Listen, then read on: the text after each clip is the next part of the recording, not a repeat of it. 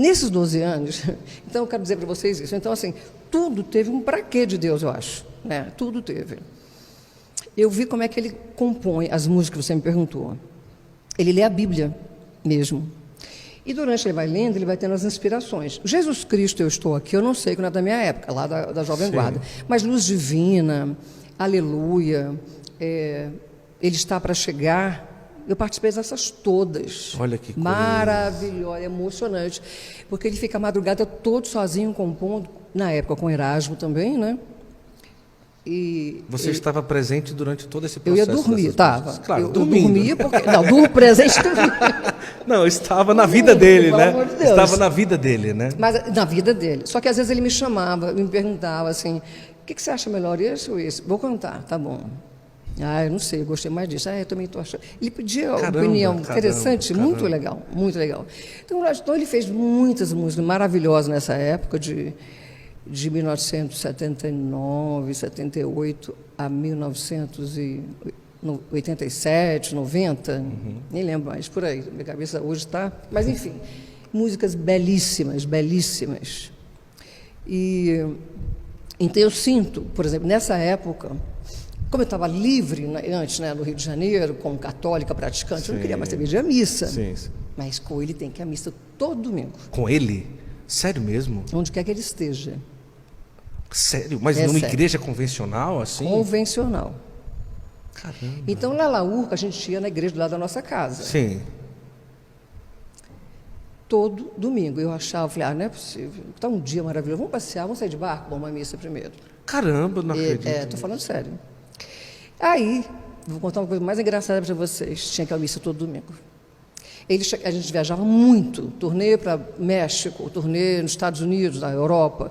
Ele chegava no hotel e pergunta, onde é a próxima igreja e quais são os horários da missa? Sério mesmo?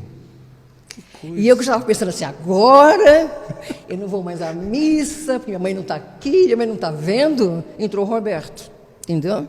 Porque eu falo que não é nada, tudo é providência. Sim. Entrou o Roberto, tinha que ir à missa. Caramba.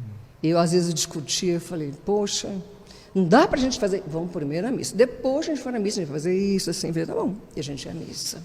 No México, nos Estados Unidos, na Europa, onde você imaginar, a gente vai à missa. E foi uma vez que aconteceu um negócio, vamos falar de que é engraçado. Estamos no México, Roberto é ídolo, até hoje, ele é assim. Falou um Roberto, o pessoal joga no palco. Ele foi uma missa, disfarçado, né? Uma igreja que está mais perto do hotel. Chapéu, boné e assim vai. Boné, disfarça, bota óculos. Estamos sentados, estamos todos... Eu, ele, o empresário... Mas não tem jeito, alguém reconhece uma hora ou outra. Não, ele está quietinho ali, a gente está na missa. Aí na hora da homilia, o padre começa a falar. Quando ele acaba a homilia, ele fala assim, gente, eu preciso falar, estou tão honrado de saber que o Roberto Castro está aqui na missa. Quando ele falou isso, no México, a gente fez assim... Um olhou para cada outro e saímos correndo pelos fundos. Então, saíram correndo? Aí, imagina. Um alvoroço na hora da missa. Uma confusão. O médico, ele não podia ter falado, né? Mas ele ficou feliz de ver que estava ali, né? E o Roberto reagiu como? Correndo. Nem lembro, saiu todo mundo. Aí o empresário já pegou ele, saiu, fomos para o carro e fomos embora. Não terminamos a missa, não pegamos uma bênção naquele dia. Meu Deus do céu. Mas isso é engraçado. Mas isso é sensacional. Então, essas coisas hoje falando assim, desde a minha carreira, nasci num berço católico, não pensei em ser atriz, fui fazendo, fui tomando gosto. Eu agradeço a Deus que na época as novelas eram bem mais culturais, românticas. Eu, então, sempre fiz a romântica, apaixonada, sofredora. Graças a Deus, nunca fiz nada mais que as pessoas não pudessem ver, a família não pudesse assistir. Só que depois eu perdi na mão, na minha opinião. Sim. E aí, nesse tudo, mais ou menos em 2000, meu filho nasceu, fazendo Clone, eu conheci a Canção Nova. Sim. Um pouquinho antes, eu conheci a Canção, um pouquinho antes que eu conheci o Padre Léo antes, da comunidade de Betânia. Ele era meu amigo. Que maravilha. Maravilhoso. Mas só uma pergunta antes de você chegar à Canção Nova. Com o Roberto, 12 anos vivendo, ele na missa todo domingo, em algum momento se ventilou a possibilidade de vocês casarem na igreja? Esse é um outro capítulo da minha vida, claro. Eu falei, Roberto, vamos casar, né? Sim. Você é solteiro, ele era solteiro, Sim. porque ele tinha casado com a Anice na Bolívia. Sim. No Brasil ele era solteiro, eu sou solteira. Eu não sei o que ele tinha, que um dia ele falou assim para mim, aí lá em Gênesis, está lá, amáveis e multiplicáveis, não é que está casados. Tá. E ele citava a Bíblia. Entendi. Então ficava assim. Depois ele casou com a Maria Rita, Sim, né, na igreja. sim, Mas sim, na minha vez não casou, não. Fiquei com muita raiva. Porque, vamos falar a verdade. Né? O tempo todo ele falou, vamos casar, você é solteiro também. Aí falava, amai se multiplicava, está aqui na palavra, não está falando casados. Que terrível. Aí eu separei, ele casou. Falei, né?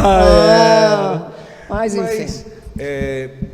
Isso que é a caminhada, isso que eu falo, gente. Sim. As pessoas têm que entender, naquele momento para ele não era importante. Ele foi vendo depois, já com a Maria Rita, Sim. ele já foi vendo que era importante o sacramento do matrimônio. Sim. Não podia viver só morando junto. Um processo, né? É um processo que a gente sofre. Ele, na minha época, não estava nesse processo de querer o sacramento do matrimônio.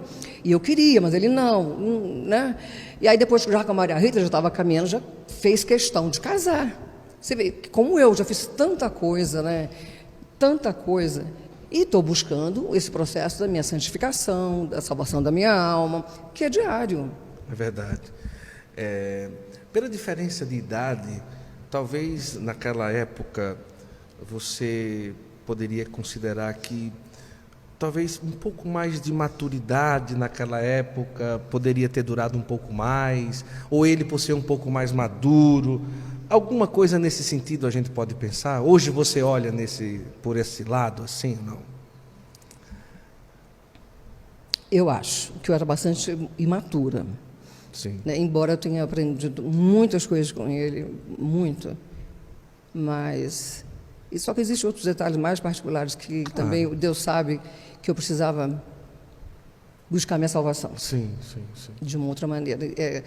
Que foi através da comunidade Canção Nova. Se eu estivesse lá ainda, eu acho que eu não teria conhecido a Canção Nova, o Padre Jonas. 15 anos de comunidade de aliança. 15, entendeu? Né?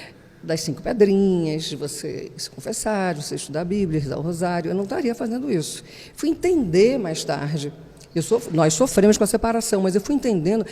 É uma coisa estranha, sabe, Guto? Eu penso assim, se eu tivesse pensado, talvez com mais madura, com mais tranquilidade, eu teria continuado. Muito mais, até hoje com ele, entendeu? Até hoje. Aí eu fico assim, mas por que será que eu não sei se... Muita gente enchia a minha cabeça, que eu devia aproveitar minha vida, eu era muito nova, que eu devia aproveitar minha vida, que eu estava muito fechado, aquele castelo. O pessoal falava isso? Falava. Mas pelo amor, né? Que coisa. Mas aí né? a gente vê que é a inveja, né? As pessoas gostariam de estar no seu lugar. Isso, né? E acabam indo Mas para... eu, assim, muito... né, vulnerável, vamos colocar. Fui achando, talvez, isso aqui. Mas quando a gente separou mesmo, nós sofremos muito, eu e ele, a gente não entendia, porque a gente estava separando, você entendeu? Muito estranho. Mas, por Talvez exemplo... até hoje o Brasil não entenda, né? Desculpa. Mas é verdade. Todo mundo. Mas eu acho que tinham para quê também de uma outra coisa. Claro. Mas vamos lá, vamos para a Canção Nova, daqui a pouco a gente pode voltar um pouquinho nisso.